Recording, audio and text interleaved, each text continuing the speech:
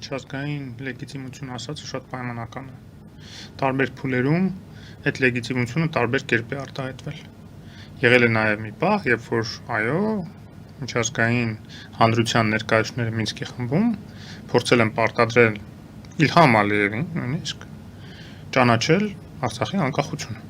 Դա եղել է 16 թվականի պատերազմից հետո, որի մասին Իլհամ Ալիևը ինքն է խոստովանել։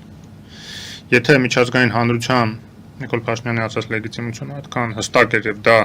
հստակ պետք է Արցախը լիներ Ադրբեջանի մաս, ուրեմն այդպիսի բան երբևէ իրենց պետք է թույլ չտային միջազգային հանրության ներկայացուցիչները։ Եվ չունենար կարգավիճակ փաստացի։ Նույնը Քիվեստով միջազգային հանրության ներկայացուցիչները իդեմս էլի համանախագահողների եւ արդեն Ամերիկայի գլխավորությամբ մի փաթեթ էին համաձայնեցրել երկու կողմերի հետ եւ վերջի պահին միայն արդեն Հեյդար Ալիևն այն ժամանակվա հրաժարվեց ստորագրել, որով Արցախը միանալու էր Հայաստանին։ Ճիշտ է, Հայաստանն էլ զիջելու էր այդ միջանցքը Բաղձալի Ադրբեջանի համար Մեղրիով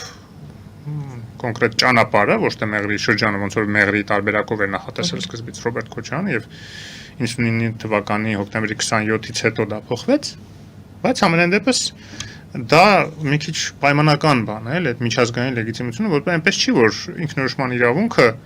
ինքը լեգիտիմ պահանջ չէր։ Այն պայմաններում, երբ որ Ադրբեջանը ցույց էր տվել, որ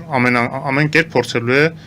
էթնիկ զտում իրականացնել եւ այն ինչ որ արեց ոչ մեկի համար զարմանալի չէր։ Բոլորն է սպասում են, չէ՞, ինչ որ մեկը զարմացավ միջազգային հանրություն, օ, դու այսպեսի բան չէիր պլանավորել, դու այսպեսի բան մեր չէիր ասում, ինչի, հանգարց էթնիկ զտում արեցիր, ոչ, սա բոլորն է գիտեին, որ եթե ինքնապաշտպանական ուժերը զինաթափվում են Արցախի, բնականաբար Արցախի բնակչությանը էթնիկ զտման են ենթարկելու ադրբեջանցի զինվորականները։ Այն ինչ որ արեցին Սումգայիթում, այն ինչ որ արեցին Մարաղայում, արդեն անկախ Ադրբեջանի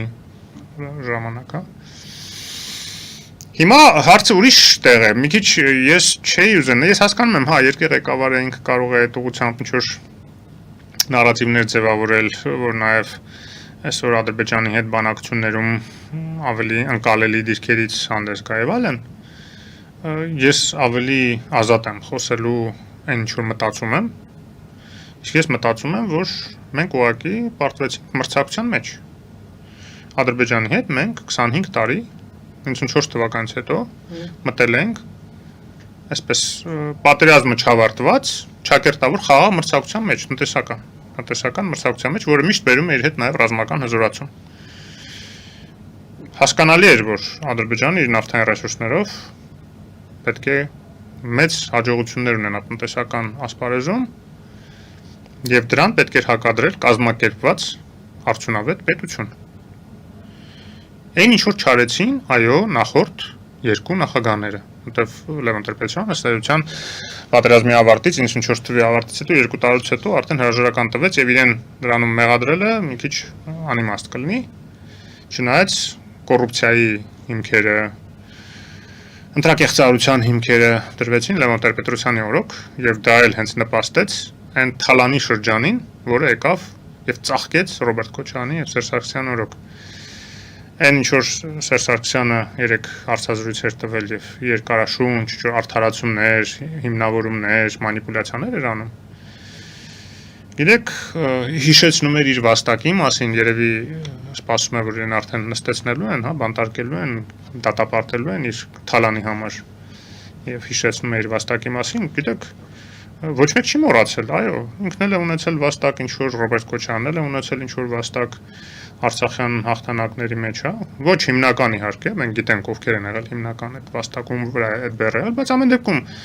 նաեւ իրենք են ունեցել, բայց իրենք իդերև արեցին իրենց վաստակը այդ 20-ամյա թալանով մեր պետականության մարմինը ոչնչացնելով։ Այդ մրցակցությունը, որ մենք պարտվեցինք Ադրբեջանին, իրենց պատճառով է եղել։ Եվ իրենք որ հիմա գալիս են լոլոներ են ասում, մեկ ասում է մի քանի տոկոս մեր տնտեսությունը աճել է մորոք, այս մեկ ասում է մորոք պատերազմ չեղավ, չնայած 16 թվին եղավ, այսինքն ինքը տարածքները պահողներ եւ այլն եւ այլն։ Գիտեք, այդ միջազգային տնտեսական կոնյունկտուրան, ինչ որ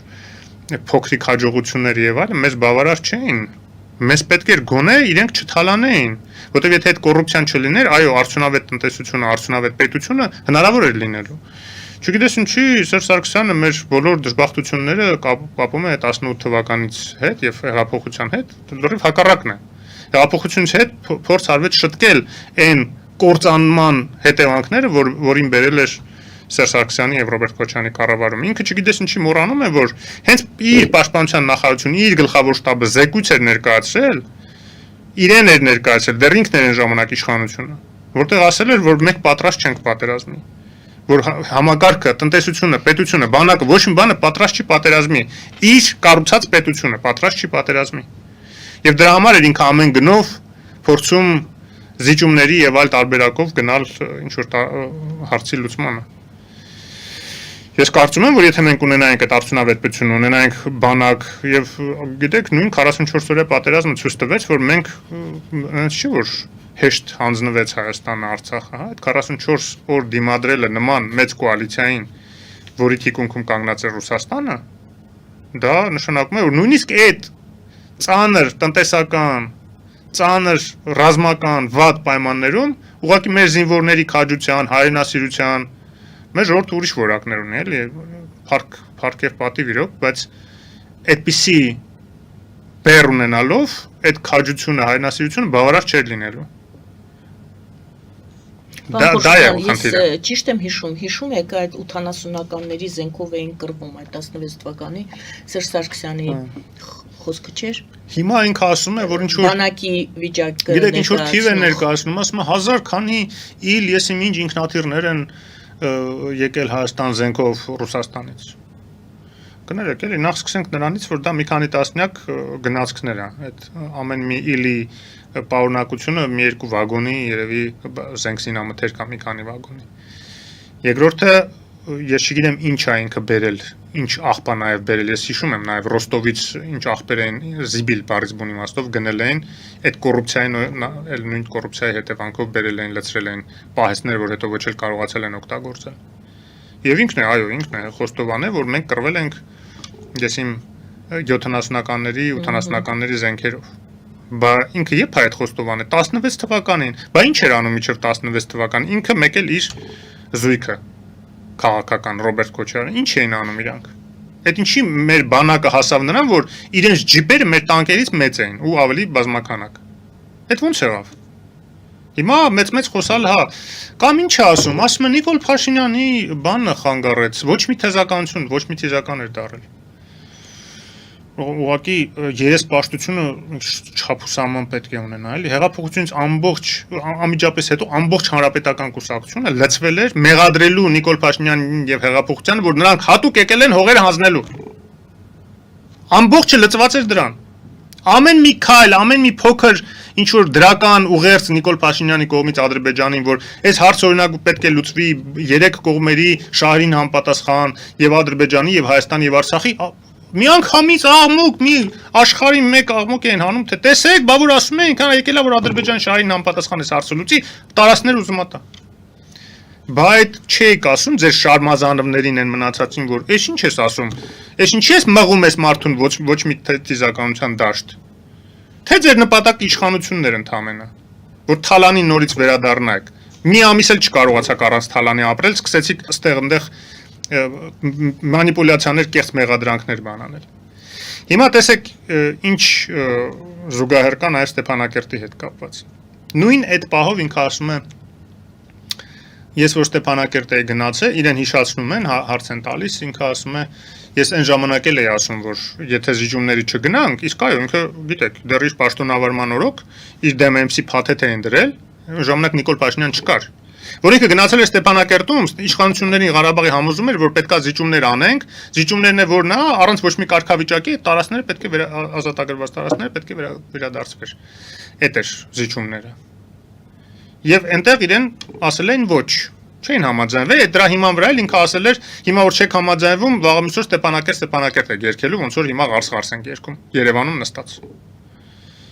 Բա ինքը այդքան բանը որ գիտեր, այսինքն ինքը ընդունում է նաև որ Արցախի իշխանություններն էլ են դեմ եղել, ոչ միայն Նիկոլ Փաշինյանը,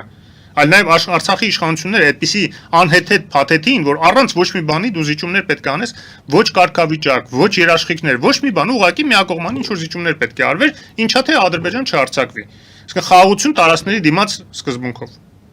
Այդքան բանի իմանալով դու հիմա մեղադրում ես գործող իշխանություններին, հեղափոխությանն ես մեղադրում։ Ու դու ես նաև խթանել այդ ոչ միստիզականությունը քո խամաճիկների, քո ուրեմն թիմակիցների միջոցով։ Ոնց կարելի է այդ աշճանի չսիրել սեփական երկիրը այդ վաստակը ունենալու, որի մասին հիշում եք։ Գիտեք, այդ երբ որ սովետական միությունը փլուզվեց, իհարկե շատ լուրջ տրանսֆորմացիա տեղ ունեցավ մարդկային հոգեբանության մեջ։ Դա ես չեմ ուզում ասեմ, որ միայն Սերժ Սարգսյանին, Ռոբերտ Քոչարյանն էր վերաբերում։ Այդ նոր արժեքները երբեմն որը որ շատ լավ արժեքներ են, արևմուտքից եկող ազատության, հավասարության այդ արժեքները, բայց զուգորդվում են նաև չկայացած հատկապես մարդկանց մոտ այդ ընչաքաղցության, նյութապաշտության արժեքներով։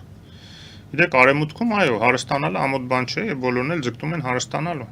Եվ դրա վրա է այսօրվա շուկայական տնտեսությունը։ Կարող են քննադատել, քննարկել, հիմա կա լուրջ դիսկուրս կա, հա, պոստկապիտալիզմի դիսկուրսն է, որ ասում է, որ եթե ամեն ինչի նպատակը շահույթն է, դա ոչ մի լավ բանի չի բերում արդյունքում, ոչ արդարություն, ոչ ուրեմն բավարարվածություն հոգեկան չի բերում, ոգեղենությունն է վնասվում դրանց գուցե։ Չնայած արևմուտքում այլ լուծումներ գտել են դրան։ Բայց համենայն դեպս դա հակակշռվում է ինչ որ մարդկային այլ արժեքներով, որը այո, մեր մոտ սկսեց նսեմացվել, ուրեմն սովետական փլուզումից հետո մեր մոտ նկատել ամբողջ հետ խորհրդային ուրեմն տարածքում, որովհետև շուկայական արժեքների այդ կշիռը, ծավալը այնպիսին էր, որ լավ չընկալվեց, ճիշտ չընկալվեց հասարակության կողմից, ժողովրդի կողմից եւ նրանց ձեռքով որ իշխանություն էր ընկել, նրանք սկսեցին ուրեմն այդ ամբողջը դա նպատակը շահույթն է, ուրեմն կարելի է ցանկացած խախտում անել, եթե գլխավոր նպատակը դա է։ Ինչքան ուզում ես արանքում ասա, հա, դա է, բայց օրենքները պետք է պաշտպանես եւ այլն, մարդիկ սկսեցին թալանել, մնացածի հաշվին հարստանալ, ոչ թե օրենքի տարին համապատասխան, այլ նաեւ կոպեկներով սեփականաշնորհելով այն ինչ որ 60-70 տարի ավագ սերունդները ուրեմն ստեղծել են եւ հիմա դարձել են թոշակառու եւ կոպեկների ուրեմն հույսին են մնացել, իսկ այդ մարդիկ հարստանում են ագահավարի։ Նույն Սերժ Սարգսյանը երբ որ Հայաստան էր եկել, ատուկ ոլորտներ իրեն տրվեց, որ ինքը այսպես բարեկեցության հարցեր լուծի։ Էլ չեմ խոսում նրա մասին, որ ոնց են հիշատակում այն պատմությունը, որ բոլոր մամուլի միջոցներին, լրատվամիջոցներին ինչ որ գումար էր տրվում իշխանությունների կողմից եւ այդ միջնորդը Սերժ Սարգսյանն էր, 10,000 դոլար պետք է տաներ եւ հետո արդեն խոսակցություն էր լինում Արամ Աբրահամյան ասում է, բայց ինձ 5,000 եմ իշ տվել Սերժ Սարգսյանն, այսինքն այն կեսը յուրացնում էր։ Տեսեք, մանրախնդրի Ջիշով կա բառ դժվարանում եմ չօգտագործեմ, էլի, այսինքն կառավարությունը քեզ փող է տալիս, որ տանես ներքին կարգով բաներին տաս, դա էլ կառավարության մեղքը իհարկե, որ այդպիսի կաշառքներ է բաժանում լրատվամիջոցներին, ու դու գնում ես դրա կեսն ես տանում տալիս, այն մյուս կեսը յուրացնում ես, ասենք լրիվ գրպանային շահերը գերակշռել են այս մարդու մոտ միշտ, թող չխոսի Արցախից, հայրենիքից, այդ իր վաստակը լրիվ ինքը զրոյացրեց այդպիսի վերաբերմունքով սեփական պետության հանդեպ։ Մենք բոլորս գիտենք, ինչ կոռուպցիոն համակարգ էր ձևավորվել իր օրոք եւ նաեւ իր նախորդի օրոք։